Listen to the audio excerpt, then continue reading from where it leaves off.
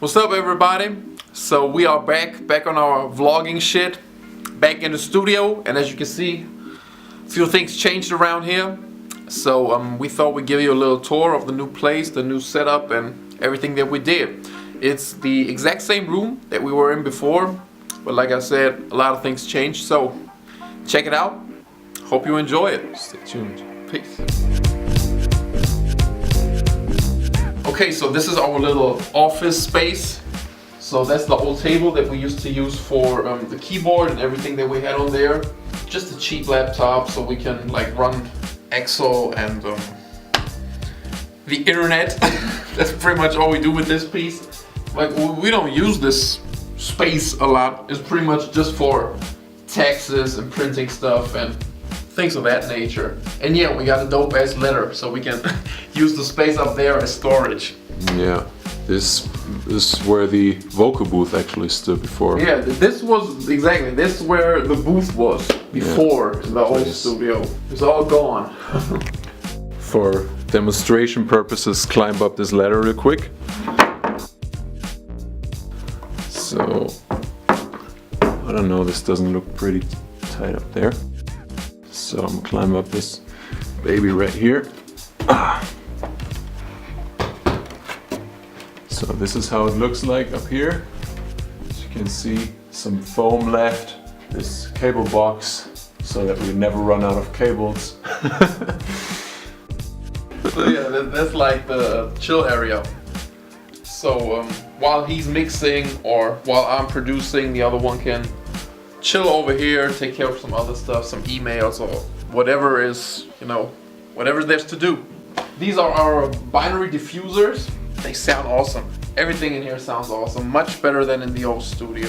In the old studio we actually had I think at around 105 hertz, it was like a bass rumble.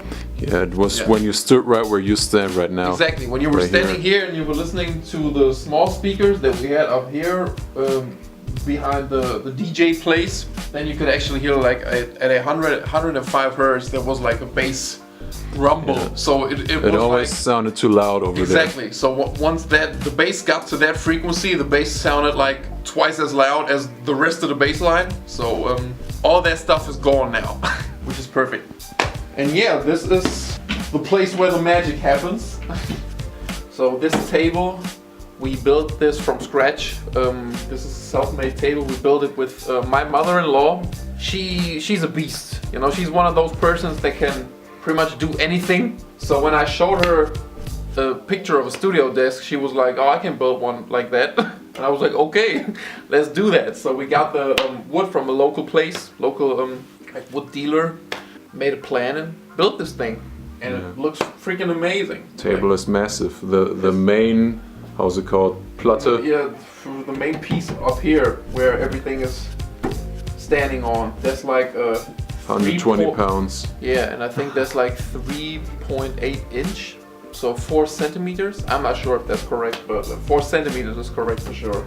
Yeah, you cannot just like move this table around for a little bit. You need 2 or 3 people to just move this thing. Yeah, it's massive. It's massive. It's awesome. As you can see, we got the keyboard tray with little knobs around. You just have to push them down, and the keyboard tray will slide down, slide out, play, slide it back in. So we got rid of the SPL Gold mic and instead got this channel strip. It's called Frontliner. It's by SPL2. Make a dope ass product. We haven't played around too much with this, but so far I can say the de-esser and the tube saturation and the air band. These are like so far my favorite tools of this. Army Fireface UC, that's the old one that we had before. Then we have these Adam Hall power strips, which are just awesome. You just sit here, press 2 buttons, and everything is ready to go. That's awesome. Then we have this, the new version of the PreSonus monitor station. I was not planning on buying this, but when we moved everything out here of the old studio, the old one just broke. The old one, yeah, just broke. Like I set up like a little mobile studio back at home, plugged everything in, and this thing just went boop, and that's it. I wasn't planning on buying this, but we had to buy a new one. Yeah, the records are still here. Yeah, the acoustic panels. We actually ordered these from a place in Poland. These guys did an awesome job. Like from the day I ordered them to the day they arrived in Germany, took like I think 10 or 11 days, something like that. They look amazing, they sound amazing, and they definitely sound better than putting this foam all over the walls. I feel like they... Which we still use. Yeah, we still use a little bit of it, but not too much. Back in the old studio in the booth, we had like the whole booth covered in this foam, and which was obviously too much. But even when we like stripped it down a little bit, it still sounded a lot like it was cutting the high end. The high end wasn't sounding like naturally, and with these acoustic panels, it sounds much better in here. We got the old speakers, the big ones, the Easy 08s by The Easy. Easy. That's the brand. I think they're called Near. Yeah. Exactly. So let's go behind the desk and show you the cable mess. So if you look from the front, you can't see any cable but the cord that's attached to the sustain pedal and the sub, obviously. And if you look from the back, that's what's going on.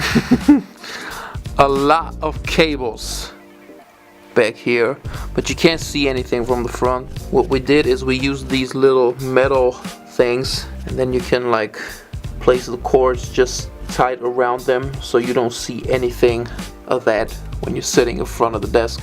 So you heard about FL Gang and Gucci Gang. Yeah. But what do you know about Slippers Gang though? That's some real G shit right here. Yeah.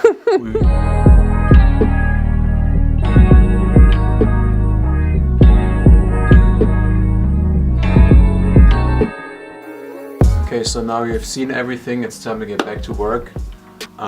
We already planned on mixing one beat that we just like arranged and finished, but still gotta mix it. So stay tuned.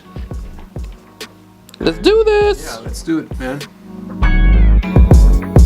So one of the little mixing secrets that I want to share with you today is the use of sidechain in beats, but not like the obvious things you do, like bass with kick or vice versa, but I started using sidechain on a lot of tracks, like also sidechaining the bass with the snare a little bit in most of my tracks. Also I started sidechaining the hi-hat with the kick a lot of times because I always try to like never clip in my mixing process, but I also try to get as close to the 0 as I can, to the 0 dB mark, so that I already get a pretty loud mix before I go into mastering.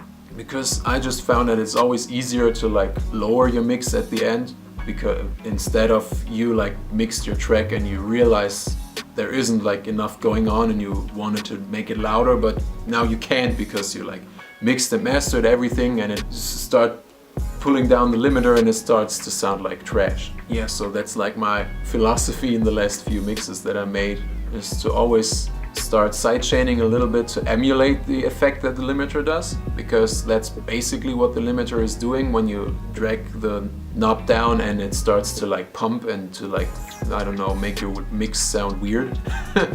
Yeah, it's just basically all the signals getting like squashed and compressed. I try to do it to like an unnoticeable degree. I don't think anybody would hear a mix of mine and be like, yo dude, that hi-hat is major sidechained or anything like that. Just so that I get a little bit more headroom in my master bus and I get a little bit more space to like do some more compression or limiting at the end, and the entire mix gets like more of a loudness feel. Yeah, this is like my go-to formula in the last few mixes. Yeah, I hope you can like benefit from that, maybe use it in your mixes, try a little bit to sidechain like all types of weird elements together and just see where it goes.